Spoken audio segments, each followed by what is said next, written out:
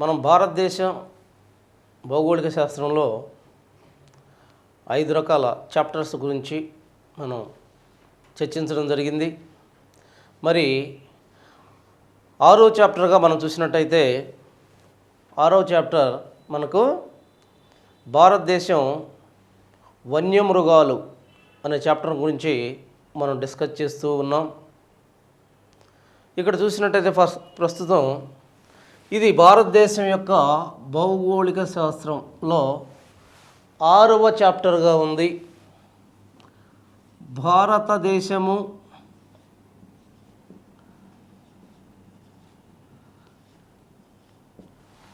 వన్యమృగాలు.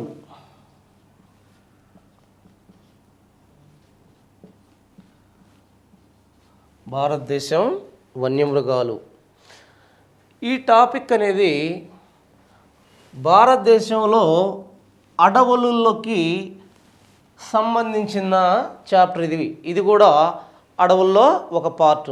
మరి ప్రపంచ వన్యమృగాల్ని పక్కన పెడితే అనేక రకాల వన్యమృగాలు మనకు కనిపిస్తాయి. భారతదేశంలో వన్యమృగాల పరిస్థితి ఏంటి? భారతదేశంలో అనేక రకాల వన్యమృగాలు మనకి కనిపిస్తూ ఉన్నాయి. ఎందుకని? ఫస్ట్ చాప్టర్లో మీకు చెప్పాను. మొదటి చాప్టర్లో భారతదేశాన్ని ఉపఖండము అని పిలిచారు. ఎందుకని? విభిన్నమైన శీతోష్ణ స్థితి పరిస్థితులు భారతదేశంలో కనిపిస్తాయి కాబట్టి. మరి భారతదేశంలో ఉన్న విభిన్నమైన శీతోష్ణ స్థితి పరిస్థితుల వల్ల భారతదేశంలో విభిన్నమైన వన్యమృగాలు కూడా నివసిస్తూ ఉన్నాయి.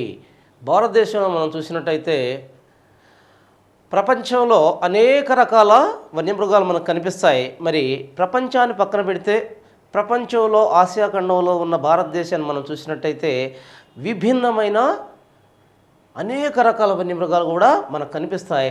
దానికి కారణం అనేది మనం మళ్ళీ చెప్తున్నాను. శీతోష్ణ స్థితి పరిస్థితుల్లో విభిన్నంగా ఉండడమే. విభిన్నమైన శీతోష్ణ స్థితి పరిస్థితులు భారతదేశంలో మనకు కనిపిస్తున్నాయి కాబట్టి మనకు కూడా ఇక్కడ విభిన్నమైన వన్యమృగాలు మనకి కనిపిస్తూ ఉన్నాయి. వీటిలో మనం చూసినట్టయితే మొదటిగా భారతదేశంలో మొత్తం 76,000 జీవజాతులు మనకు కనిపిస్తూ ఉన్నాయి. 76,000 జీవజాతులు కనిపిస్తూ ఉన్నాయి. ఇవి ప్రపంచంలో ఉన్న 82% జీవజాతులు భారతదేశంలో ఉన్నట్టుగా మనం గుర్తించడం జరిగింది. ఎందుకనంటే ఈ 76,000 అనేది ప్రపంచంలో ఉన్న 82% జీవజాతులకి సమానంగా ఉంది. అంటే ప్రపంచంలో జీవించే 82% జీవజాతులు భారతదేశంలో జీవిస్తూ ఉన్నాయి. అంతేకాకుండా మనం చూసినట్టయితే ఇక్కడ 2,000 రకాల పక్షులు, అంతేకాకుండా 500 రకాల క్షీరదాలు, అనేక రకాల సరీసృపాలు మరియు ఉభయచర జీవులు ఇవన్నీ కూడా భారతదేశంలో మనకు కనిపిస్తూ ఉన్నాయి. వీటిని కానీ మనం చూసినట్టయితే భారతదేశం యొక్క వన్యమృగ సినారియోని ఒక్కసారి మనం గమనించినట్టయితే భారతదేశంలో మరి ముఖ్యంగా క్షీరదాలను తీసుకుందాం. క్షీరదాలలో 500 రకాల క్షీరదాలు భారతదేశంలో ఉన్నాయి. భారతదేశంలో ఉన్న అతిపెద్ద క్షీరదంగా మనం ఏనుగుని చెప్పుకోవచ్చు. అసలు భూమి మీద ఉన్న అతిపెద్ద క్షీరదం ఇక్కడ 2 బిట్లు చాలా ఇంపార్టెంట్. ఇక్కడ మీకు భూమి మీద ఉన్న అతిపెద్ద క్షీరదం ఏంటి? ఏనుగే అతిపెద్ద క్షీరదం. మరి భూగోళం మీద మొత్తంగా అతిపెద్ద క్షీరదం అన్నప్పుడు నీలి తిమింగళము. భూగోళం మొత్తం అంటే నీరు వస్తుంది, ఇటు భూమి వస్తుంది కాబట్టి నీటిలో ఉన్న అది భూగోళం మొత్తం అంటే భూమి మీద మొత్తం మీద అన్నప్పుడు నీలి తిమింగళం అనేది వస్తుంది. అలా కాకుండా కేవలం భూమి మీద నివసించే జంతు జాతుల్లో అతిపెద్ద క్షీరదం ఏది అన్నప్పుడు మనకు ఏనుగు అనేది వస్తుంది. సో ఈ రకంగా చూసినట్టయితే భారతదేశంలో అతిపెద్ద క్షీరదం ఏనుగుగా మనం చెప్పవచ్చు. మరి ఈ ఏనుగును మనం చూసినట్టయితే ఇది భారతదేశంలో ఏ ప్రాంతంలో నివసిస్తూ ఉండింది అని మనం చూసినట్టయితే ఇది భారతదేశంలో మనకి పశ్చిమ వాయువ్య ప్రాంతాలలో ఎక్కువగా ఆనాటి కాలంలో కనుగొనబడింది. కొన్ని వందల శతాబ్దాల క్రితమే ఈ జంతువుని ఆ ప్రాంతాల్లో కనుగొన్నారు. అయితే ఈ ఏనుగుల యొక్క సంతతి క్రమేణా తగ్గిపోతూ ఉంది. ముఖ్యంగా మానవుడికి ఏనుగుడికి మధ్య సంఘర్షణ వల్ల ఇది తగ్గిపోతూ ఉంది. మరి దీన్ని మనం చూసిన తర్వాత రెండవ అతిపెద్ద క్షీరదంగా భారతదేశంలో మనం చూస్తే మనకు రెండవ అతిపెద్ద క్షీరదంగా మనం చూసినట్టయితే రైనోసిరస్గా చెప్పవచ్చు. ఏనుగుల గురించి చెప్పుకున్నాం, భారతదేశంలో అతిపెద్దదైన క్షీరదమని. మరి రెండవ క్షీరదము అతిపెద్ద క్షీరదం ఏంటి భారతదేశంలో అని మనం చూసినట్టయితే రైనోసిరస్ ఒంటి కొమ్ము ఖడ్గమృగం. భారతదేశంలో ఒంటి కొమ్ము ఖడ్గమృగం అనేది రెండవ అతిపెద్ద క్షీరదంగా మనం చెప్పుకోవచ్చు. మరి ఈ రెండవ అతిపెద్ద క్షీరదమైన ఒంటి కొమ్ము ఖడ్గమృగం అనేది దాని కొమ్ము కోసం అధికంగా వేటాడబడుతున్న జంతువు ఇది. కేవలం దాని కొమ్ము కోసమే దీని ప్రాణాన్ని తృణప్రాయంగా తీసివేస్తున్నారు. క్రమేణా ఈ జీవజాతి అంతరించిపోయే దశకు చేరుకుంటూ ఉంది. ప్రభుత్వం దీనికోసం అనేక చర్యలు చేపడుతూ ఉంది. ప్రస్తుతం భారతదేశంలో కేవలం 1500 రైనోసార్లు మాత్రమే, దేశం మొత్తం మీద చూస్తే కేవలం 1500 రైనోసార్లు మాత్రమే, ఖడ్గమృగాలు మాత్రమే జీవించున్నాయంటే వీటి పరిస్థితి ఎంత దయనీయంగా ఉందో అర్థం చేసుకోవాలి. ఇక్కడ నేను చెప్పే సబ్జెక్టులో మీరు క్యాచ్ చేయాల్సింది 1500నే పాయింట్ని క్యాచ్ చేయాలి. మీరు 1500 మాత్రమే నివసిస్తున్నాయి. మరి ప్రభుత్వం అనేక చర్యలు చేపట్టింది. ముఖ్యంగా ఇవి నివసించే ప్రాంతాల, ముఖ్యంగా ఇవి అస్సాం, వెస్ట్ బెంగాల్ ఈ ప్రాంతాలు ఎక్కువగా ఉంటాయి కాబట్టి ఆ ప్రాంతాల్లోనే వీటిని అభివృద్ధి చేసే కార్యక్రమం ప్రభుత్వం చేపట్టడం జరిగింది. ముఖ్యంగా మనం చూసినట్టయితే ఈ రైనోసిరస్ అనే వాటిని మొత్తాన్ని మనం చూసినట్టయితే ఈ రైనోసిరస్ అంటే ఖడ్గమృగాలని అస్సాంలో ఏ ప్రాంతాల్లో ఉంచి సంరక్షిస్తున్నారు? ఇంపార్టెంట్. అస్సాంలో ఎక్కడ ఉంచి సంరక్షిస్తున్నారు? కజిరంగా, మానస, ఈ రెండు చాలా జాగ్రత్తగా గుర్తుపెట్టుకోవాలి. కజిరంగా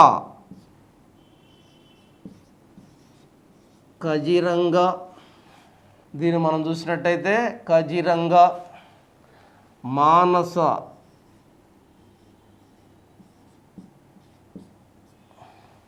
ఈ రెండు కూడా సంరక్షణ కేంద్రాలు. ఎక్కడున్నాయి ఈ రెండు అస్సాం దగ్గర ఉన్నాయి. మరి అస్సాంలో ఉన్న కజిరంగా, మానస అనే రెండు సంరక్షణ కేంద్రాలలో వీటిని సంతతిని అభివృద్ధి చేస్తూ ఉన్నారు. వీటి యొక్క సంరక్షణను చేపడుతూ ఉన్నారు. ఆ తర్వాత మనం చూసినట్టయితే వెస్ట్ బెంగాల్లో వీటిని కూడా, పక్కనే ఉన్న వెస్ట్ బెంగాల్లో కూడా వీటిని సంరక్షిస్తున్నారు. మరి వెస్ట్ బెంగాల్లో ఏ ప్రాంతంలో ఉండి వీటిని సంరక్షిస్తున్నారు అని అన్నప్పుడు మనం చూసినట్టయితే ఇక్కడ వెస్ట్ బెంగాల్లో మనకి జల్దాపారా, వెస్ట్ బెంగాల్లో జల్దాపారా,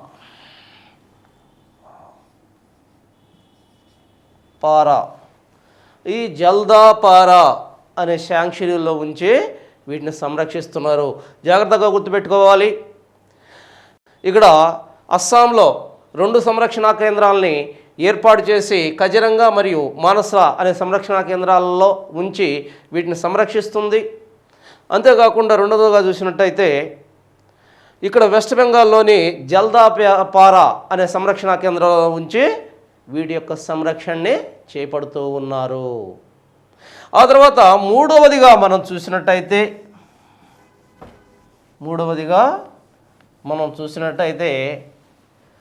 పులులు.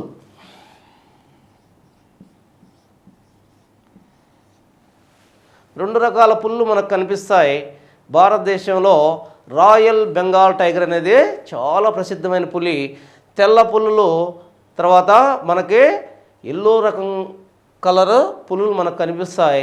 ఇవి రాయల్ బెంగాల్ టైగర్ అనేది మనం జాతీయ జంతువుగా గుర్తించాము. మన జాతీయ జంతువు అంటే పులులు అనేది యాక్చువల్గా మన జాతీయ జంతువు. అయితే ఈ పులులు అనేది రీసెంట్గా క్రమేణా అంతరించిపోయే దశకి చేరుకున్నాయి. దానికి కారణం ఏందని మనం చూసినట్టయితే, పులులని ఆనాటి కాలంలో ఎప్పటి నుంచో పులుల్ని వేటాడటం జరుగుతూ ఉంది. ఒక్క పులిని వేటాడటం అనేది చాలా గర్వంగా భావిస్తున్నారు. దానిని రాజులు రాజసంగా భావించేవారు. ఎవరైతే తర్వాత కాలంలో వచ్చిన జమీందారులు వాళ్ళు కూడా తమ యొక్క గొప్పకు చిహ్నంగా పులుల్ని వేటాడటం జరుగుతూ ఉంది. ఇప్పుడు ప్రస్తుతం మన మోడర్న్ కాలంలో మరి పులులు ఎందుకు అంతరిస్తున్నాయని మనం చూసినట్టయితే, ఈ కాలంలో పులులు అంతరించడానికి మెయిన్ కారణం పులుల యొక్క గోళ్లకున్న వాల్యూ, వాటి యొక్క విలువ, రెండు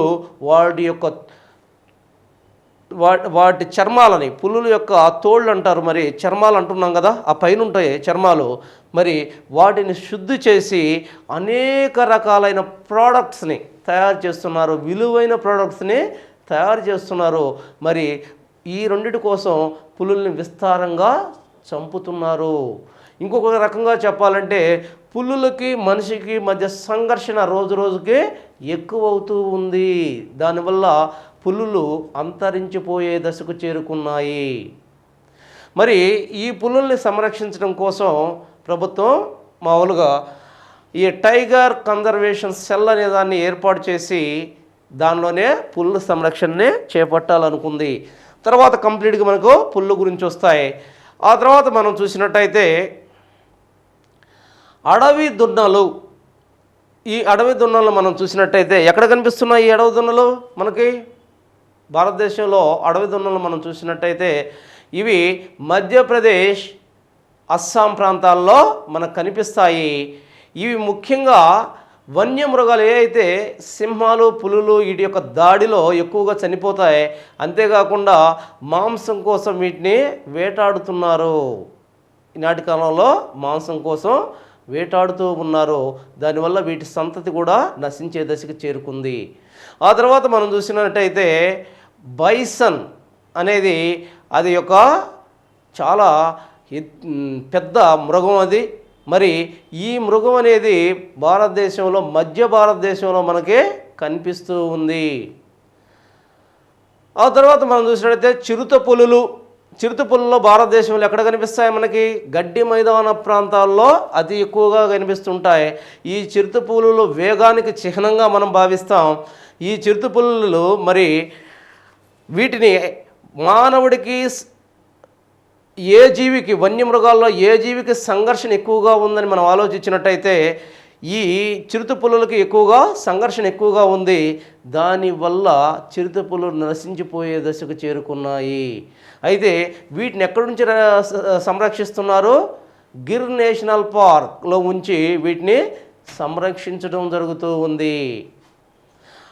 ఆ తర్వాత మనం చూసినట్టయితే అనేక రకాల వీటితో పాటు మనకి ఎలుగుబంట్లు భారతదేశంలో ఎక్కడ కనిపిస్తాయి? మనకి ఈశాన్య హిమాలయ ప్రాంతాలలో ఎక్కువగా కనిపిస్తూ ఉన్నాయి ఈ ఎలుగుబంట్లు. ఆ తర్వాత చూసినట్టయితే రెడ్ పాండాలు, ఇవి కూడా అంతరించిపోయే దశకు వచ్చాయి. ఈ రెడ్ పాండాలు అనేవి ఉత్తరప్రదేశ్ యొక్క ఉత్తర భాగంలో హిమాలయ ప్రాంతాల్లో అధికంగా మనకు కనిపిస్తాయి. ఆ తర్వాత మనం చూసినట్టయితే స్టాగ్ మరియు బారాసింగా, ఇవి కూడా మనకి మధ్యప్రదేశ్ మరియు అస్సాముల్లో మనకు కనిపిస్తూ ఉన్నాయి. ఆ తర్వాత మనం చూసినట్టయితే జడల బర్రి, దీనిని యోక్ అని మనం పిలుస్తాం. ఈ జడల బర్రి ఎక్కడ మనకు కనిపిస్తూ ఉంది? మధ్య హిమాలయాల్లో మనకు కనిపిస్తూ ఉంది, లడఖ్ ప్రాంతంలో. దీనిని శుష్క జంతువు అని కూడా అంటారు. శుష్కమైన ప్రాంతంలో జీవించే జంతువు కాబట్టి దీన్ని శుష్క జంతువు అని కూడా అంటున్నారు. మరి ఆ తర్వాత మనం చూసినట్టయితే తామిన్. ఈ తామిన్ అనేది పొట్టి రకపు జింక. ఈ తామిన్ అనే పొట్టి రకపు జింక మణిపూర్లో మనకు కనిపిస్తూ ఉంది. ఇక మస్క్ జింకలు లేదా కస్తూరి మృగము. ఈ మస్క్ జింక లేదా కస్తూరి మృగం అనేది మనకి ఏ ప్రాంతంలో కనిపిస్తుంది అంటే ఇది మధ్య హిమాలయాల్లోని బిర్చ్ వృక్షాల దగ్గర ఇది మనకి కనిపిస్తూ ఉంది. మరి ఇక్కడ కూడా ఒక విషయం గమనించాలి. ఇది ఏదైతే ఉందో ఈ మస్క్ మృగం లేదా కస్తూరి మృగం, ఈ కస్తూరి మృగం బొడ్డు దగ్గర ఉన్న ప్రాంతంలో ఏర్పడే మడ్డి అది అత్యంత సువాసనమైన అత్యంత విలువైన సుగంధ ద్రవ్యంగా వాడబడుతుంది. కాబట్టి అది వచ్చిన ప్రాంతంలో దరిదాపులు 1 కిలోమీటర్ వరకు ఈ సుగంధ ద్రవ్య భరితమైన ఈ వాయువు వ్యాపిస్తుంది. కాబట్టి దానికోసం అని చెప్పి అది చాలా వాల్యుబుల్ గల పదార్థం అన్నమాట. దానికోసం దీన్ని విస్తారంగా చంపుతున్నారు. దానివల్ల ఇది నశించిపోయే దశకి చేరుకుంది. మరి వీటన్నిటితో పాటుగా మనం చూస్తున్నట్టయితే భారతదేశంలో 2000 వరకు పక్షి జాతులు ఉన్నాయి. ఈ పక్షి జాతులన్నీ కూడా భారతదేశంలోనే పుట్టాయి. ఎక్కువ శాతం ఇవి భారతదేశమే ఆరిజిన్గా ఉంది. మాతృభూమిగా భారతదేశం వీటికి ఉంది. అయితే మన పక్షులే కాకుండా ఇతర దేశాల నుంచి భారతదేశానికి అనేక రకాల వలస పక్షులు మనకి వస్తూ ఉన్నాయి. భారతదేశంలో అలాంటి వలస పక్షులకి మెయిన్ కేంద్రంగా ఏముంది? భర్తపూర్ అనేది మెయిన్ కేంద్రంగా ఉంది. వలస పక్షులకు మెయిన్ కేంద్రంగా ఉన్న ప్రాంతం ఏది అని అన్నప్పుడు ఏమని చెప్పుకోవాలి మనం? వలస పక్షులకి భర్తపూర్ అని చెప్పుకోవాలి. ఆ భర్తపూర్ తర్వాత ఇక్కడ నెల్లూరులో నీలపట్టు, తర్వాత కర్నూలులో ఒడ్మిట్ట, ఇవన్నీ కూడా ఈ ఏ అయితే పక్షులు ఉన్నాయో ఆ పక్షుల యొక్క సంరక్షణ కేంద్రాలుగా ఉన్నాయి. భర్తపూర్, రాజస్థాన్లోని భర్తపూర్కి ఈ ఏ అయితే వలస పక్షులు అంటున్నామో ఆ వలస పక్షులన్నీ కూడా సంవత్సరంలో ఒక కాలంలో అక్కడికి రావడం జరుగుతూ ఉంది. అంతేకాకుండా ఆంధ్రప్రదేశ్లో మనం చెప్పుకున్నట్టు ఇక్కడ నెల్లూరు దగ్గర నేలపట్టు దగ్గర మరి కొల్లేరు సరస్సు ప్రాంతానికి కూడా వలస పక్షులు అప్పుడప్పుడు వస్తూ ఉన్నాయి. ముఖ్యంగా చూసినట్టయితే స్వాలోలు, తర్వాత అనేక రకాలైన బాతులు, పెంటిక్లేచర్సు, మరి ఇవన్నీ కూడా ఈ ప్రాంతానికి వలస వస్తున్న పెంగ్విన్ పక్షులు. ఇంకొకటి ఇంపార్టెంట్ పక్షులు ఏంటంటే పెంగ్విన్ పక్షులు. ఇవన్నీ కూడా భారతదేశానికి వలస వస్తూ ఉన్నాయి. ఈ విషయాన్ని మనం జాగ్రత్తగా గమనించాలి. ఇన్ని రకాల పక్షులు భారతదేశానికి వలస వస్తున్నాయి. అంతేకాకుండా రకరకాల సరీసృపాలు, అనేక రకాల పాములు, మరి అనేక రకాల పాముల్లో ముఖ్యంగా మనం చెప్పుకోదగిన పాము ఏంటంటే రాచనాగు. మనకు చాలా గర్వంగా ఉండే రాచనాగు ఇది ముఖ్యంగా ఎక్కడ కనిపిస్తుంది? మనకి పశ్చిమ కనుమల్లో కనిపిస్తుంది. ఇది ప్రపంచంలో ఒకే ఒక గూడు నిర్మించుకునే పాము రాచనాగు. మరి ఇది 19 అడుగుల పొడవైన విషసర్పం. 19 అడుగుల పొడవైన విషసర్పం. ప్రపంచంలోనే విషసర్పాలలో అతి పొడవైన విషసర్పం రాచనాగు. మరి ఈ రాచనాగులు కానీ ఏ అయితే మనం ఈ పాములు, ఈ సరీసృపాలు అన్నీ కూడా మనకి మానవాళికి ఎంతో మేలు చేస్తాయి. మరి వీటి చర్మం కోసం, చర్మ సౌందర్యం కోసం, రెండు వీటి వల్ల ఉన్న భయం వల్ల కాటేస్తాయనే భయంతో ప్రజలు వీటిని విచక్షణారహితంగా చంపివేస్తున్నారు. ఆ తర్వాత చూసినట్టయితే ఉభయచరాలు కూడా భారతదేశంలో అతి ఎక్కువగా కనిపిస్తూ ఉన్నాయి. ఈ రకంగా భారతదేశంలో వన్యప్రాణుల యొక్క విస్తరణ ఉన్నది. భారతదేశంలో వన్యప్రాణుల విస్తరణ ఉంది. తర్వాత వన్యప్రాణుల విస్తరణ తెలిసింది మనకిప్పుడు. మరి వన్యప్రాణులు అంతరిస్తూ ఉన్నాయి.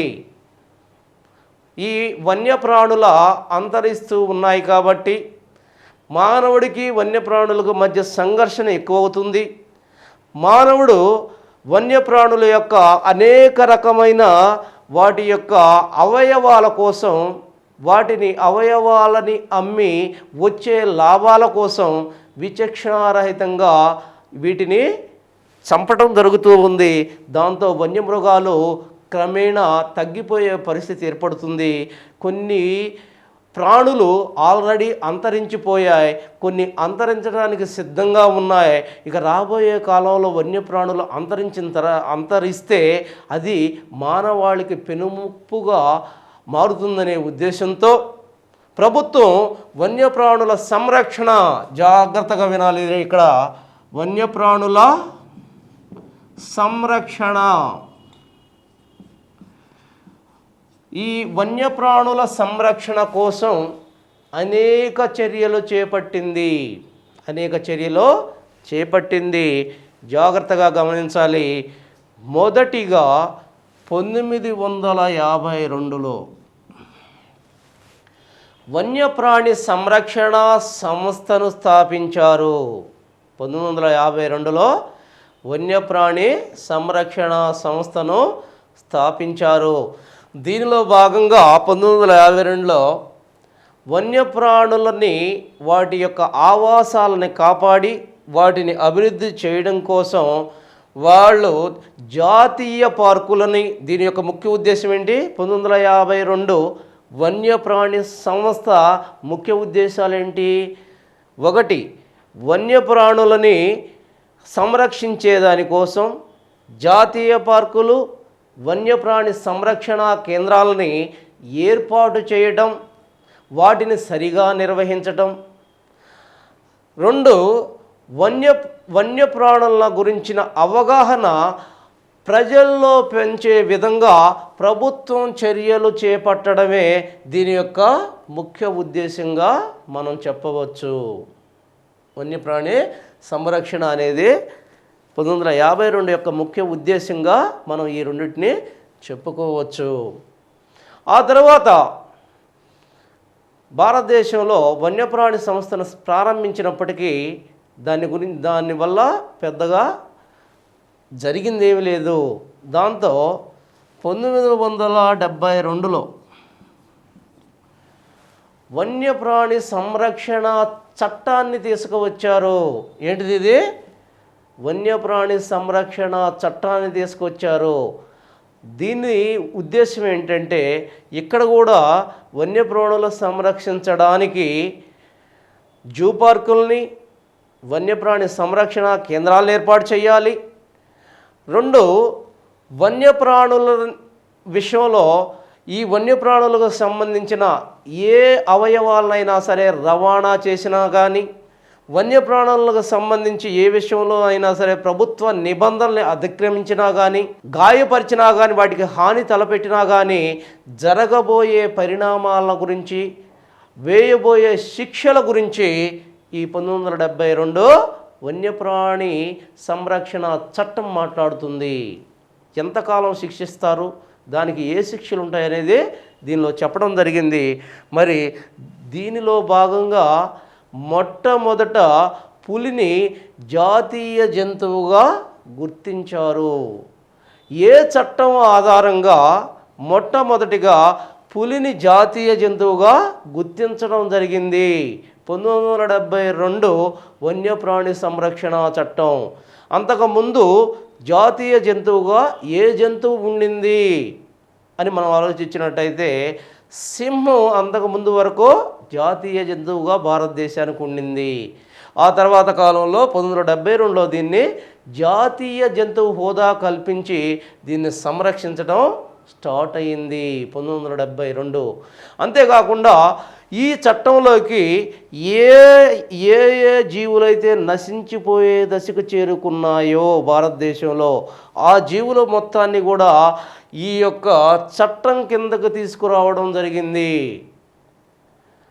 అంతేకాకుండా ఏ టైగర్ క్రైసిస్ సెల్ అనేదాన్ని ఏర్పాటు చేసి ఆ టైగర్ క్రైసిస్ సెల్ అనేదాన్ని ఏర్పాటు చేసి దీన్ని పర్యావరణ మంత్రిత్వ శాఖ కిందకి తీసుకురావడం జరిగింది. ఇవన్నీ కూడా మీరు గుర్తుపెట్టుకోవాలి కంపల్సరీగా. అంతేకాకుండా 1976లో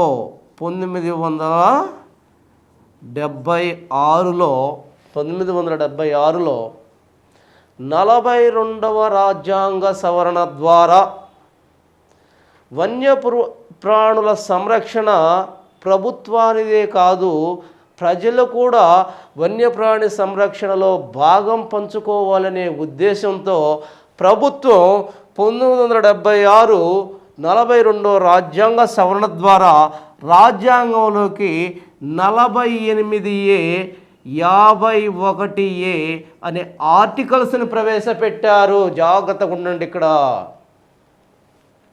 ఏం జరిగింది? ఇక్కడ 1976లో దీని ద్వారా ఈ సంవత్సరంలో వన్యప్రాణుల సంరక్షణ అనేది ఒక గవర్నమెంట్ది కాదు, ప్రజలకు కూడా ఆ బాధ్యత ఉందని గుర్తు చేయడం కోసం రాజ్యాంగంలో 42వ రాజ్యాంగ సవరణ ద్వారా 1976లో 48A 51A అనే ఆర్టికల్స్ని రాజ్యాంగంలో ప్రవేశపెట్టారు. ఆ తర్వాత 1980లో అటవీ రక్షణ చట్టాన్ని తీసుకురావడం జరిగింది. అటవీ రక్షణ చట్టం. ఈ రక్షణ చట్టంలో భాగంగా ప్రభుత్వ విధానాలకు వ్యతిరేకంగా అడవులని నరకటం అనేది నిషిద్ధం చేయబడింది.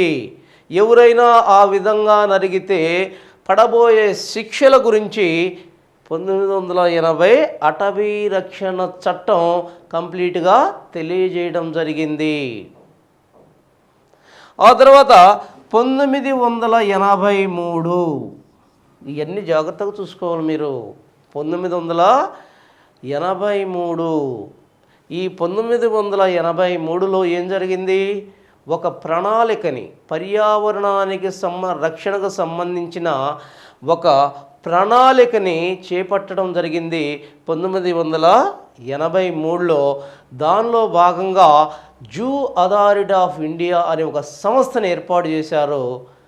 ఈ జూ అథారిటీ ఆఫ్ ఇండియా అనేది భారతదేశంలో ఉన్న మొత్తం 200 జూ పార్కుల మీద పర్యవేక్షణ చేపడుతూ ఉంది. జాగ్రత్తగా గమనించాలి. ఈ జూ అథారిటీ ఆఫ్ ఇండియా అనేది భారతదేశంలో ఉన్న మొత్తం 200 జూ పార్కుల మీద పర్యవేక్షణ చేస్తూ ఉంది. ప్రతి జూకు మధ్య ఎనిమల్స్ మార్పిడి, జంతువుల యొక్క మార్పిడిని పర్యవేక్షించేది ఈ జూ అథారిటీ ఆఫ్ ఇండియానే. ఆ విషయాన్ని మీరు జాగ్రత్తగా గమనించాలి.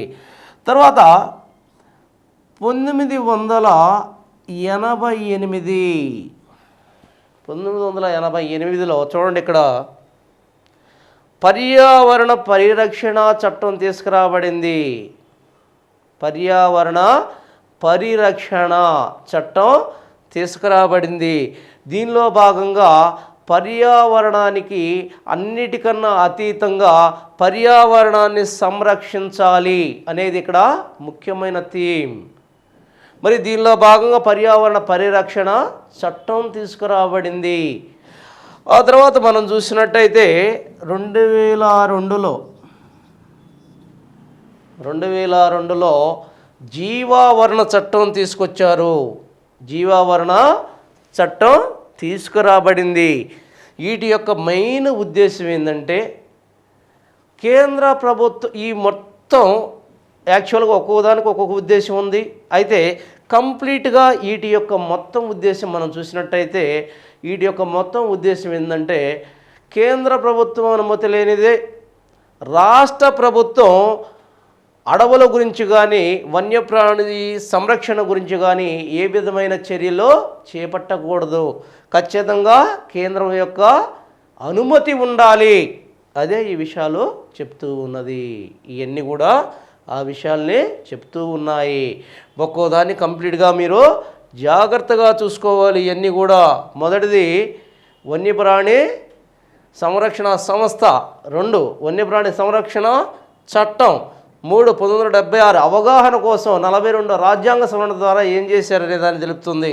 1980 మనం చూసినట్టయితే అటవీ రక్షణ చట్టం, దీన్ని చూసినట్టయితే పర్యావరణ ప్రణాళికను గురించి తెలుపుతుంది. ఇది పర్యావరణ పరిరక్షణ చట్టాన్ని గురించి తెలుపుతుంది. ఇది 2002లో మనకి జీవావరణ చట్టాన్ని గురించి తీసుకురాబడింది. జీవావరణ చట్టం తీసుకురాబడింది. సో ఇన్ని రకాలుగా మనకి ఈ రకమైన భారతదేశంలో వన్యమృగాల గురించి సంరక్షణ గురించి ఈ రకమైన ఇన్ఫర్మేషను మనకి పాఠ్యాంశంలో ఉంది. మొట్టమొదటగా వన్య సంరక్షణ కేంద్రాన్ని ఎక్కడ ఏర్పాటు చేశారు? 1985. దానికి చూసుకోండి. 1985లో ఇది ఏర్పాటు చేశారు. 1935లో ఏర్పాటు చేశారు. ఇది 1986లో మొదటి వన్యమృగ సంరక్షణ కేంద్రాన్ని ఏ సంవత్సరంలో ఏర్పాటు చేశారు? 1985లో ఏర్పాటు చేశారు. మరి ఏ ప్రాంతంలో ఏర్పాటు చేశారు? వేదాంతంగల్. 2 సార్లు చెప్తున్నా ఆ కఠిన పదాలు. వేదాంతంగల్ అనేది ఫస్ట్ వన్యమృగ సంరక్షణ కేంద్రం భారతదేశంలో. అది తమిళనాడులో ఉంది. 1985 సంవత్సరంలో దాన్ని ఏర్పాటు చేశారు. మరి అప్పుడు ఏర్పాటు చేశారు ఫస్ట్ దాన్ని. ప్రస్తుతం ఎన్ని ఉన్నాయి? మన క్వశ్చన్ ఇదే అడిగాడు. ప్రస్తుతం వన్యమృగ సంరక్షణ కేంద్రాలు భారతదేశంలో ఎన్ని ఉన్నాయి? 515 వరకు ఉన్నాయి. 515 వరకు ఉన్నాయి. 2 జాతీయ పార్కులు. ఇవి ఏ సంవత్సరంలో ప్రారంభించబడింది? జాతీయ పార్కులు 1935లో ప్రారంభించబడ్డాయి. మరి 1935లో ఏ రాష్ట్రంలో ప్రారంభించారు? ఏ ప్రాంతంలో ప్రారంభించారు దీన్ని మనం చూసినట్టయితే జిమ్ నేషనల్ పార్క్ దగ్గర ఉత్తరప్రదేశ్లో దీన్ని ప్రారంభించడం జరిగింది. మరి ప్రస్తుతం ఎన్ని ఉన్నాయి? చాలా ఇంపార్టెంట్.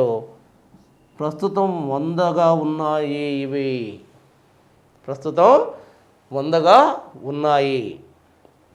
తర్వాత లాస్ట్ మనకి జీవ వైవిధ్యత కేంద్రాలు, బయోడైవర్సిటీ కేంద్రాలు. మరి ఈ బయోడైవర్సిటీ సెంటర్స్ అంటారు వీటిని. ఈ బయోడైవర్సిటీ సెంటర్స్ అసలు ఎక్కడ ప్రారంభించారు భారతదేశంలో అని చూసినట్టయితే మొదటిగా నీలగిరిలో ప్రారంభించారు. ఈ నీలగిరి ఎక్కడుంది? నీలగిరి ఎక్కడుంది? వెస్టర్న్ ఘాట్స్. నిన్న చెప్పాను. వెస్టర్న్ ఘాట్స్కి పక్కగా తమిళనాడులో విస్తరించి ఉన్న మౌంటైన్ స్వభావాన్ని మనం నీలగిరి అంటాము. మౌంటైన్స్, వాటిని కృష్ణగిరిలు కూడా అంటున్నాం. మరి ఆ మౌంటైన్స్ ఎక్కడ కనిపిస్తున్నాయి? మనకి ఈ ప్రాంతంలో కనిపిస్తున్నాయి. మరి ఈ ప్రాంతంలో కనిపించిన ఈ నీలగిరిలో మొదటగా స్టార్ట్ చేయడం జరిగింది. ఎలా స్టార్ట్ చేశారు? 3 రాష్ట్రాలు, జాగ్రత్తగా వినండి, 3 రాష్ట్రాలు కలిసి మొదటగా దీన్ని ఏర్పాటు చేసుకున్నాయి. ఆ రాష్ట్రాలు ఏంటి? చాలాసార్లు అడిగాడు బిట్టు. ఏంటి ఆ రాష్ట్రాలు? కేరళ, కర్ణాటక, తమిళనాడు. కేరళ, కర్ణాటక, తమిళనాడు ఈ 3 రాష్ట్రాలు కలిసి మొట్టమొదటగా నీలగిరి అనేదాన్ని 1986లో ఈ జీవ వైవిధ్యత కేంద్రాన్ని ప్రారంభించాయి తమిళనాడు దగ్గర. మరి నీలగిరి కొండల్లో మరి ప్రస్తుతం ఎన్ని ఉన్నాయి? 18గా ఉన్నాయి. ప్రస్తుతం ఎన్ని ఉన్నాయి? 18 జీవ వైవిధ్యతా కేంద్రాలు 18గా ఉన్నాయి భారతదేశంలో. సో ఈడ ఇవన్నీ కూడా మీకు యాక్చువల్గా 5 చెప్పాను. ఈ 5 నుంచి మీరే అనేక రకాల బిట్లు ఏ అయితే ఉన్నాయో ఈ బిట్స్ అనేవి నేను జస్ట్ ఇక్కడ మీకు క్షుణ్ణంగా 5 రకాలుగా విభజించి చెప్పాను. ఉద్దేశం ఏంటి, ఆవాసాలు ఏంటి, సరిహద్దులు ఏంటి, ప్రవేశ్యత ఏంటి, ఆ తర్వాత దీన్ని మొదటగా ఒక్కొక్క దాన్ని మొదటగా ఏ ఇయర్లో స్థాపించడం జరిగింది, ఏ ప్రాంతంలో స్థాపించడం జరిగిందని 3టికి నేను చెప్పాను. ఈ మూడిటి నుంచి ఈ ఐదు సబ్జెక్ట్స్ నుంచి మీరు అనేక రకాల బిట్స్ని మీరు సొంతంగా తయారు చేసుకోవాలి. ఇక్కడ అనేక రకాల బిట్స్ని మీరు సొంతంగా తయారు చేసుకోవాలి. దీంతో మనకి వన్యమృగ సంరక్షణ జాతీయ పార్కులు, జీవ వైవిధ్యతా కేంద్రాలు భారతదేశంలో వీటిలో అతిపెద్ద జాతీయ పార్కులు ఏంటి, అతిపెద్ద వన్యప్రాణి సంరక్షణ కేంద్రాలు అనేది ఏంటి, అవి ఎక్కడ ఉన్నాయి అనేది మనం ఇప్పుడు చూద్దాం. మొదట జాతీయ పార్కులు.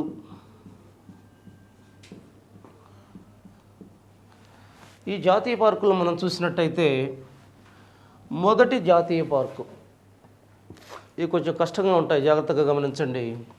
ఫస్ట్ జాతీయ పార్క్ అంటే ఫస్ట్ జాతీయ పార్క్ కాదు, అతిపెద్ద జాతీయ పార్కుల్లో భారతదేశంలో జాతీయ పార్కుల్లో అతిపెద్ద జాతీయ పార్కులు. మొదటిది హెమిస్. ఇది భారతదేశంలోనే అతిపెద్ద జాతీయ పార్కు. ఇది జమ్మూ అండ్ కాశ్మీర్లో ఉన్నది. హెమిస్ ఎక్కడ ఉన్నది? జమ్మూ అండ్ కాశ్మీర్లో ఉన్నది. ఇది జాతీయ పార్కుల్లో భారతదేశ జాతీయ పార్కుల్లో అతిపెద్ద జాతీయ పార్కు. రెండవదిగా మనం చూస్తే రెండవ జాతీయ పార్కుని డెజర్ట్ సెకండ్ ప్లేస్లో ఉంది. డెజర్ట్, ఈ డెజర్ట్ అనేది ఏ ప్రాంతంలో ఉంది? రాజస్థాన్.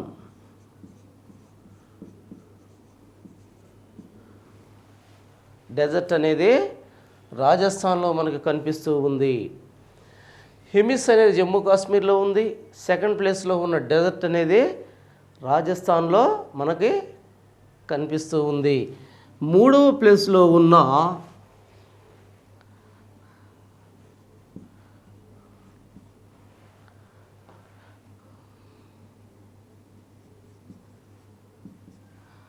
ఇది అరుణాచల్ ప్రదేశ్లో ఉంది. అరుణాచల్ ప్రదేశ్లో ఉంది. నాలుగవదైన కాంచన్జోంగా.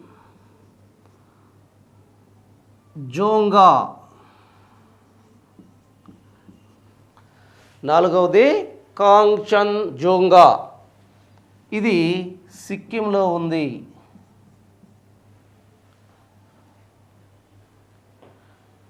చూడాలి వరుసగా. ఒకటి హెమిస్ జమ్మూ కాశ్మీర్లో ఉంది. రెండవది డెజర్ట్ రాజస్థాన్లో ఉంది. 3 నావ్దేవ్ అరుణాచల్ ప్రదేశ్లో ఉంది. 4 కాంచన్జోంగా సిక్కింలో ఉంది. ఫస్ట్ హెమిస్ జమ్మూ కాశ్మీర్లో ఉంది. జాతీయ పార్కుల్లో అతిపెద్ద జాతీయ పార్కులు హెమిస్ జమ్మూ కాశ్మీర్లో ఉంది. డెజర్ట్ రాజస్థాన్లో ఉంది. నామ్దఫా అరుణాచల్ ప్రదేశ్లో ఉంది. కాంచన్జోంగా సిక్కింలో ఉంది. కాంచన్జోంగా సిక్కింలో ఉంది. తర్వాత 5 గంగోత్రి ఉత్తరాఖండ్లో ఉంది. ఉత్తరాఖండ్. జాతీయ పార్కులు భారతదేశంలో ఈ 5 వరుసగా గుర్తుపెట్టుకోవాలి మీరు. ఖచ్చితంగా 5 ఖచ్చితంగా గుర్తుపెట్టుకోవాలి. భారతదేశంలో అతిపెద్ద జాతీయ పార్కు హెమిస్ జమ్మూ కాశ్మీర్లో ఉంది. సెకండ్ అతిపెద్ద జాతీయ పార్కు డెజర్ట్, ఇది రాజస్థాన్లో ఉంది. థర్డ్ అతిపెద్ద జాతీయ పార్క్ నామ్ దఫా, నామదఫా లేదా నామ్ దఫా ఏదైనా అనొచ్చు. ఈ నామ్ దఫా అనేది అరుణాచల్ ప్రదేశ్లో ఉంది. మరి నాలుగోది వచ్చేసి కాంగ్చన్జోంగా అనేది సిక్కింలో ఉంది. గంగోత్రి అనేది ఉత్తరాఖండ్లో ఉంది. గంగోత్రి అనేది ఉత్తరాఖండ్, ఈ ఉత్తరాఖండ్లో మనకు కనిపిస్తూ ఉంది. ఈ రకంగా మీరు 5 గుర్తుంచుకోవాలి. క్రోనలాజికల్గా ఒకటిదాని తర్వాత ఒకటి ఏమొస్తుంది అనేది కూడా గుర్తుంచుకోవాలి. ఆ తర్వాత మనం చూసినట్టయితే జాతీయ పార్కులు అయిపోయినాయి. వన్యప్రాణి సంరక్షణ కేంద్రాలు. ఈ వన్యప్రాణి సంరక్షణ కేంద్రాలలో ఏది పెద్దది ఏది చిన్నది భారతదేశంలో, ఇక్కడ కూడా వీటిని ఖచ్చితంగా మనం తీసుకోవాలి. వన్య ప్రాణి సంరక్షణ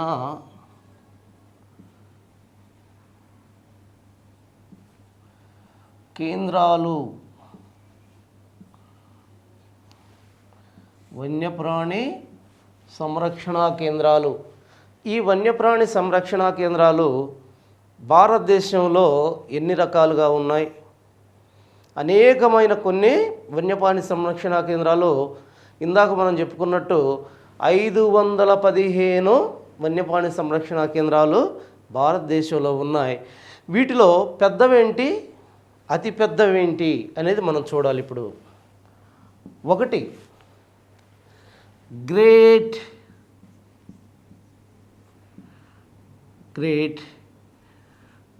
Indian bustard. Great Indian bustard ఇది మహారాష్ట్రలో ఉంది.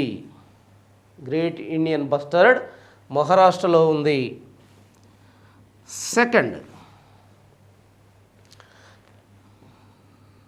సెకండ్ మనం చూసినట్టయితే కచ్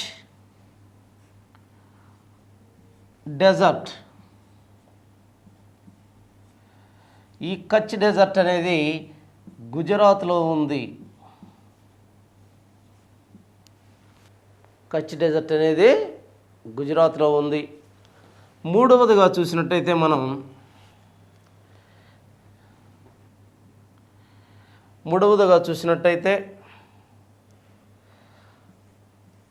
కారాకోరం. ఇది మనకి జమ్మూ కాశ్మీర్లో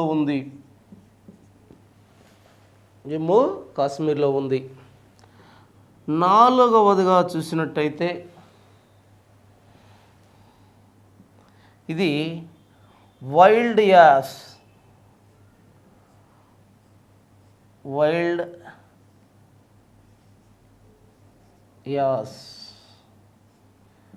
ఇది గుజరాత్లోనే మనకు కనిపిస్తుంది. ఇది గుజరాత్లోనే మనకి కనిపిస్తూ ఉంది.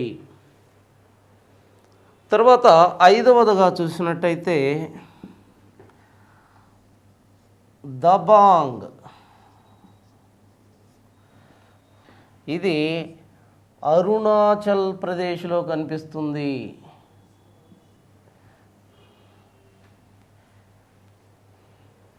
ఇక్కడ మనం చూసినట్టయితే ఇందాక మనం వరుస క్రమంలో భారతదేశంలో అతిపెద్ద జాతీయ పార్కులను చూసాం.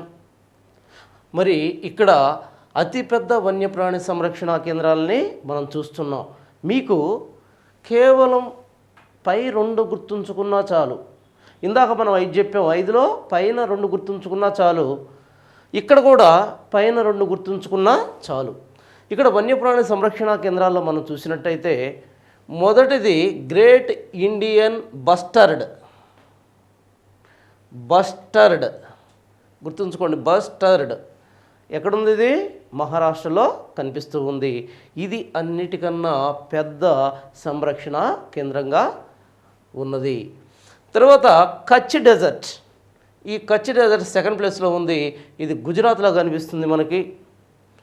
ఆ తర్వాత మనం చూసామంటే కారాకోరం, ఇది జమ్మూ కాశ్మీర్లో కనిపిస్తుంది. నాలుగవది వైల్డ్ యాస్, వన్యప్రాణి సంరక్షణ కేంద్రం, గుజరాత్లో కనిపిస్తుంది. దబాంగ్ లేదా దిబాంగ్, వన్యప్రాణి సంరక్షణ కేంద్రం, అరుణాచల్ ప్రదేశ్లో కనిపిస్తూ ఉంది.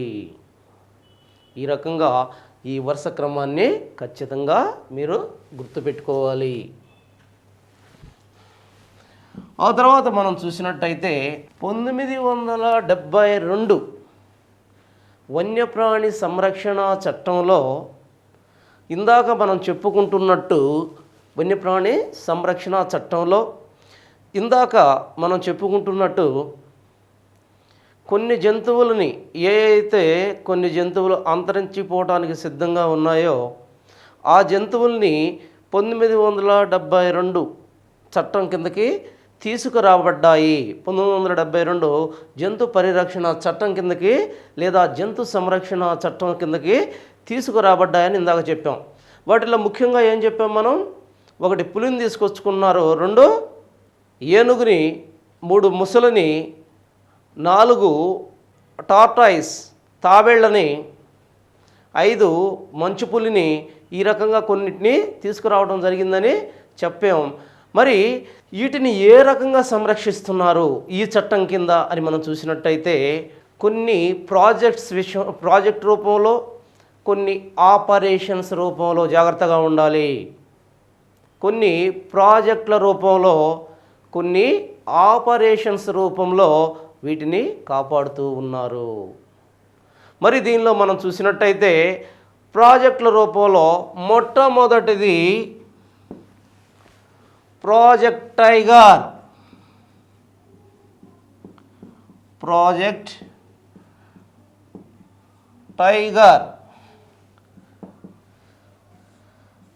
ప్రాజెక్ట్ టైగర్ ఏంటి ప్రాజెక్ట్? ఒక ప్రాజెక్ట్ రూపంలో ఒక ఇంపార్టెంట్ జంతు స్పీసెస్, ఒక జంతు రకాన్ని, ఒక ఎనిమల్ని, ఒక జంతువుని ఒక ప్రాజెక్ట్ రూపంలో సంరక్షించడానికి ప్రయత్నం జరుగుతుంది. ఆ ప్రాజెక్ట్ పేరే ప్రాజెక్ట్ టైగర్. మరి దీని ముఖ్య ఉద్దేశాలేంటి? జాగ్రత్తగా వినాలి. దీని ముఖ్య ఉద్దేశాలేంటి? అంతరించిపోవడానికి సిద్ధంగా ఉన్న పులులను వాటి ఆవాసాల్లోనే అభివృద్ధిపరచి వాటి సంఖ్యను పెంచడం ద్వారా పర్యావరణాన్ని పరిరక్షించటం, జీవ వైవిధ్యాన్ని కాపాడటం, మానవునికి కావలసిన రిహాబిలిటేషన్ ఫెసిలిటీని కలిగించటమే ప్రాజెక్ట్ టైగర్ యొక్క ముఖ్య ఉద్దేశము. మరి ప్రాజెక్ట్ టైగర్లో ఎప్పుడు ప్రారంభించారు దీన్ని? 1973 ఏప్రిల్ 1వ తేదీన దీన్ని ప్రారంభించడం జరిగింది. ఎక్కడ ప్రారంభించారు దీన్ని అని మనం చూసినట్టయితే ఈ ప్రాజెక్ట్ టైగర్ అనేదాన్ని మొట్టమొదటిగా 1973 ఏప్రిల్ 1న కర్ణాటకలోని బందీపూర్ అనే ప్రాంతంలో ప్రారంభించటం జరిగింది. కర్ణాటకలోని బందీపూర్ అనే ప్రాంతంలో మొట్టమొదటగా 1973 ఏప్రిల్ 1న ప్రారంభించటం జరిగింది. దీన్ని ఎవరి ఆధ్వర్యంలో ప్రారంభించబడింది అంటే వన్యప్రాణి సంరక్షణ సంస్థ వారి టాస్క్ ఫోర్స్ వారి ఆధ్వర్యంలో దీన్ని ప్రారంభించడం జరిగింది. టాస్క్ ఫోర్స్ వారి ఆధ్వర్యంలో దీన్ని ప్రారంభించడం జరిగింది. మరి ఈ టాస్క్ ఫోర్స్కి ఏదైతే పులుల సంరక్షణకి చేపడుతున్న ఈ టాస్క్ ఫోర్స్కి అధ్యక్షుడుగా ఎవరు ఉన్నారు? సునీత నారాయణన్. జాగ్రత్తగా గమనించాలి. ఎవరు ఈ టాస్క్ ఫోర్స్కి అధ్యక్షత వహించారు? సునీత నారాయణన్ అనే అతను దీనికి అధ్యక్షత వహించాడు. మరి దీనిలో భాగంగా మొట్టమొదటిగా 9 ప్రారంభంలో 9 టైగర్ రిజర్వ్స్ ఉన్నాయి. మొట్టమొదటిగా ఎన్ని టైగర్ రిజర్వ్స్ ఉన్నాయి? 9 టైగర్ రిజర్వ్స్ ఉన్నాయి.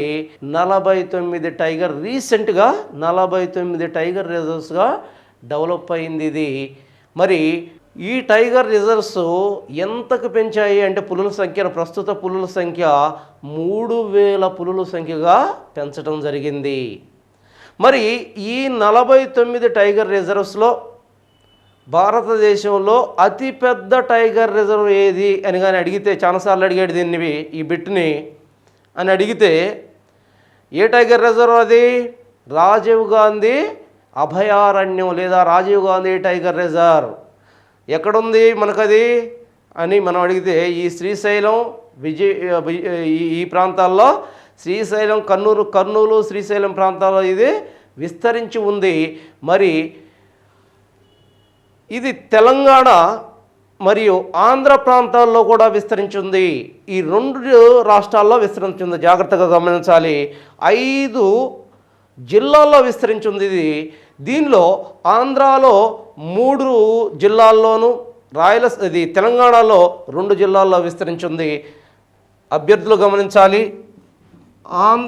ఆంధ్రాలో తెలంగాణ చూసినట్టయితే, ఆంధ్రాలో ఇది కర్నూలు, గుంటూరు,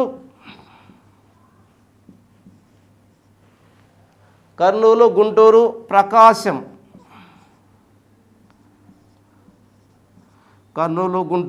ప్రకాశంలో విస్తరించి ఉంది. తెలంగాణ జాగ్రత్తగా గమనించండి. తెలంగాణలో చూసినట్టయితే ఇక్కడ మనకి మహబూబ్ నగర్,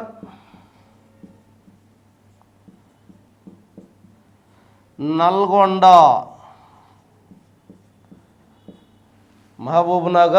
నల్గొండలో విస్తరించి ఉంది. ఇంతకుముందు ఆంధ్రప్రదేశ్ అని మనం చెప్పుకున్నప్పుడు 5 జిల్లాల్లో విస్తరించి ఉండింది. ఇప్పుడు ఈ 2 డివియేట్ అయినాయి కాబట్టి ఈ రకంగా ఆంధ్రాలో 3 జిల్లాల్లో, తెలంగాణలో 2 జిల్లాల్లో ఇది విస్తరించి ఉంది. ఇది మొత్తం టైగర్ రిజర్వ్స్లో అతిపెద్ద టైగర్ రిజర్వ్ భారతదేశంలోనే. మరి అతి చిన్న టైగర్ రిజర్వ్ ఏంటి? పెంచ్ టైగర్ రిజర్వ్. గుర్తుపెట్టుకోవాలి. ఏంటిది అది? ఇక్కడ రాస్తున్నాను చూడండి క్లియర్గా. పెంచ్ టైగర్ రిజర్వ్. ఈ టైగర్ రిజర్వ్, పెంచ్ టైగర్ రిజర్వ్, ఇది మహారాష్ట్రలో ఉంది. ఎక్కడ కనిపిస్తుంది ఇది? మహారాష్ట్రలో మనకు కనిపిస్తూ ఉంది. ఇది అతి చిన్న టైగర్ రిజర్వ్, అయితే ఈ టైగర్ రిజర్వ్లో భాగంగా, ఈ ప్రాజెక్ట్ టైగర్లో భాగంగా పులుల్ని ఏ విధంగా లెక్కిస్తున్నారు? ముఖ్యంగా ఒక ప్రాణిని కాపాడాలి అంటే అవి సంఖ్యపరంగా ఎంత ఉండాలో తెలియాలి. ఆ సంఖ్య తరుగుతున్నదా పెరుగుతున్నదా దానికి కారణాలు మనకు తెలియాలి. ప్రాజెక్ట్ టైగర్లో భాగంగా ఇవి తగ్గిపోతున్నాయా పెరుగుతున్నాయా అని చెప్పి మరి వీటిని సంఖ్యను లెక్కించడం ఏ విధంగా చేస్తున్నారు? రీసెంట్గా వీటి సంఖ్యను లెక్కించడం కోసం global imaging system, GIS system. ఏ సిస్టమ్ ఇది? GIS system, global imaging system. దీనిలో కెమెరాల్ని ఉంచి దాని ద్వారా, ఆ ఫోటోల ద్వారా పులుల లెక్కింపు జరుగుతూ ఉన్నది. అలా కాకుండా దీనికి ముందు ఏ విధంగా పులులను లెక్కించారని మనం చూసినట్టయితే ఫగ్ మార్క్ సిస్టమ్. జాగ్రత్తగా గమనించాలి, ప్రతిదీ ఇంపార్టెంట్. Fog mark. ఈ ఫగ్ మార్క్ సిస్టమ్ ఏంటి అసలు? ఫగ్ మార్క్ అంటే పులి యొక్క అడుగుని మనం ఫగ్ మార్క్ అంటున్నాము. ఈ పులుల యొక్క అడుగుల ఆధారంగా ఎన్ని పులులు ఈ ప్రాంతంలో సంచరిస్తున్నాయి అని చెప్పి ఒక భౌగోళిక ప్రాంతంలో సంచరించే పులుల సంఖ్యను మొత్తం లెక్కించి తద్వారా ఆ ప్రాంతంలో ఇన్ని పులులు ఉన్నాయని చెప్పి భారతదేశం మొత్తం కూడా లెక్కించడం జరిగింది. అయితే దీంట్లో అనేక సమస్యలు ఉన్నాయి. ఎందుకనంటే కింద పడిన పులి యొక్క అడుగు అనేక రకాలుగా చెరిగిపోవచ్చు, లేదా దాని మీద ఇతర జంతువుల యొక్క అడుగులు పడి ఉండొచ్చు. దీంతో ఒక సమస్య అనేది ఇక్కడ ఏర్పడింది. ఆ సమస్యను తొలగించడం కోసం అధునాతనంగా వచ్చిన సిస్టమే గ్లోబల్ ఇమేజింగ్ సిస్టమ్. అయితే పులుల్ని ఈ రకంగా మనం చూసినట్టయితే 17 రాష్ట్రాలలో వీటిని పులుల్ని సంరక్షిస్తున్నారు ప్రస్తుతం. మనకి 2010లో ఈ పులులు సంఖ్యని ఖచ్చితంగా లెక్కించడం జరిగింది. లెక్కించినప్పుడు మొత్తం ఎన్ని పులులు ఉన్నాయి? 1701 పులులు ఉన్నాయి. 2010లో 1701 పులులు ఉన్నాయి. మరి ఈ పులుల్లో అతి ఎక్కువ పులులు ఏ ప్రాంతంలో మనకు కనిపించాయి? వీటిలో ఏది ఇది ఏ సమాచారం? 2010ది గమనించాలి. ఈ 2010లో ఎక్కడ ఉన్నాయి ఎక్కువగా పులులను చూసినట్టయితే, ఏ రాష్ట్రంలో చూసినట్టయితే కర్ణాటకలో ఉన్నాయి. కర్ణాటక జాగ్రత్తగా గుర్తుపెట్టుకోవాలి. పులులు అత్యధికంగా 2010 గణాంకాల ప్రకారం పులులు అతి ఎక్కువగా కర్ణాటక రాష్ట్రంలో కనిపించాయి. రెండవ ఇదిగా మరి మన రాష్ట్రంలో ఆంధ్రప్రదేశ్లో, ఇక్కడ ఆంధ్ర తెలంగాణ చెప్పడం సాధ్యం కాదు, సమాచారం లేదు. ఇక్కడ ఆంధ్రప్రదేశ్ అనేది మొత్తం తీసుకుంటే ఆంధ్రప్రదేశ్లో 65 పులులు మాత్రమే ఉన్నాయి. 65 పులులు మాత్రమే ఉన్నాయి. మరి పులుల యొక్క సాంద్రత ఇక్కడ వరకు ఏం చేసాం? సంఖ్యపరంగా ఎక్కువ ఏ ప్రాంతంలో ఉన్నాయి, తక్కువ మరి ఆంధ్రప్రదేశ్లో ఎన్ని పులులు ఉన్నాయి, ఈ సమాచారం మనకు వచ్చింది. మరి సాంద్రత పరంగా పులులు ఏ ప్రాంతంలో అధికంగా కనిపిస్తున్నాయని చూసినప్పుడు ఇక్కడ ఏదైతే అస్సాం ప్రాంతంలో కజిరంగా నేషనల్ పార్క్, ఏ నేషనల్ పార్క్ అది? Kaziranga national park. ఆ ప్రాంతంలో ప్రతి 100 చదరపు కిలోమీటర్లకు 32 పులులు గుర్తించబడ్డాయి. ఇవే భారతదేశంలో అత్యధిక సాంద్రత గల పులులు గల ప్రాంతము. 32 పులులు ప్రతి 100 చదరపు కిలోమీటర్లకు కలిగి ఉన్నాయి. ఇవే భారతదేశంలో అత్యధిక పులులు గల ప్రాంతంగా చెప్పుకోవచ్చు. మరి పులులపై అవగాహన కోసం ప్రభుత్వం ఒక కార్యక్రమాన్ని చేపట్టింది. ఆ కార్యక్రమం పేరు ఈఐ కార్యక్రమం. ఈఐ కార్యక్రమం.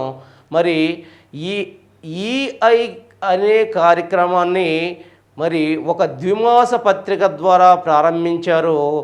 ఆ ద్విమాస పత్రిక పేరు M-STRIPS. M-STRIPS. ఇదంతా మరలా మీరు గమనించాలి. ఏం చెప్పాము? ప్రాజెక్ట్ టైగర్లో ఎప్పుడు ప్రారంభించబడ్డాయి, ఎక్కడ ప్రస్తుతం ఎన్ని ఉన్నాయి టైగర్ రిజర్వ్స్ అనేవి, వాటిలో పెద్దదేది, వాటిలో చిన్నదేది, మరి పులుల లెక్కింపుకి ఏ విధానాలని ఆధునికంగా ఉపయోగిస్తున్నారు, పులులు సంఖ్యపరంగా ఎక్కడున్నాయి ఎక్కువగా ఉన్నాయి, మరి సాంద్రతా పరంగా ఎక్కడ ఎక్కువగా ఉన్నాయి, ఇవన్నీ కూడా ఇక్కడ చెప్పడం జరిగింది.